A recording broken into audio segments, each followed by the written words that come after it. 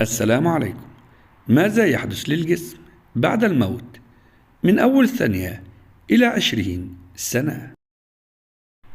بعد ثانية من الموت توقف الدورة الدموية.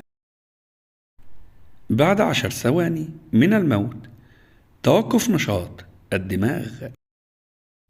بعد 3 دقائق من الموت ترهل الجلد. بعد 4 دقائق من الموت موت الدماغ. بعد 4 دقائق و8 ثواني من الموت استرخاء العضلات.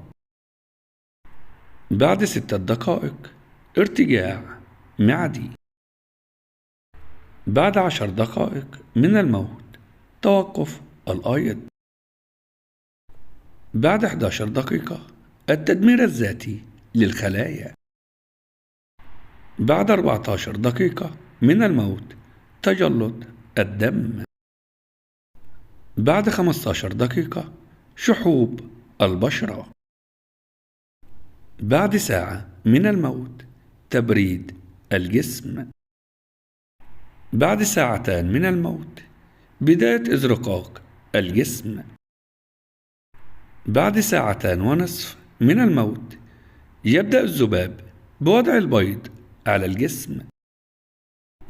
بعد 3 ساعات من الموت يفقد الجسم رطوبته. بعد 7 ساعات ونصف من الموت إزرقاق كامل للجسم.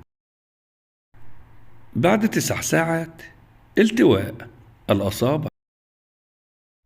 بعد 11 ساعة من الموت تفجيس يرقات الذباب لتجريد الجسم من الأنسجة الناعمة. بعد 11 ساعة ونصف اخضرار الجثة. بعد 11 ساعة و40 دقيقة تسلل بكتيريا البطن إلى الأوعية الدموية. بعد 12 ساعة من الموت ارتخاء كامل للعضلات. بعد 12 ساعة ونصف من الموت موت خلايا الجلد. بعد 13 ساعة من الموت ضعف العضلات. بعد 24 ساعة تقلص البشرة. بعد 2 يوم من الموت انتفاخ البطن. بعد 5 أيام من الموت يظهر نفطات في الجلد. بعد 7 أيام انبعاث الروائح نتيجة التحلل المتقدم. بعد 10 أيام من الموت اسوداد الجسم. بعد 2 أسبوع من الموت انتفاخ الأمعاء. بعد 2.5 أسبوع من الموت فقدان معظم كتلة الجلد.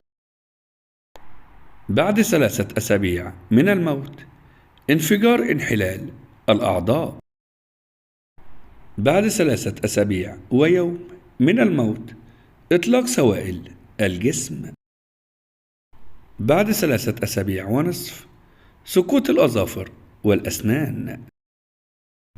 بعد 4 أسابيع يبدأ تشوه الجسد. بعد سنة تفكيك الملابس.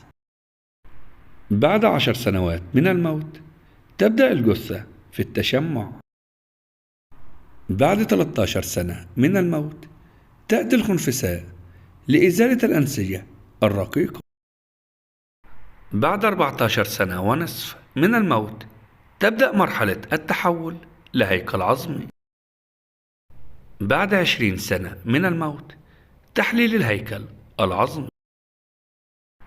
إذا لم تدمر حيوانات القمامة أو تزيل العظام فإن الأحماض في العديد من التربة الخصبة تستغرق حوالي 20 عام لتذوب الهيكل العظمي.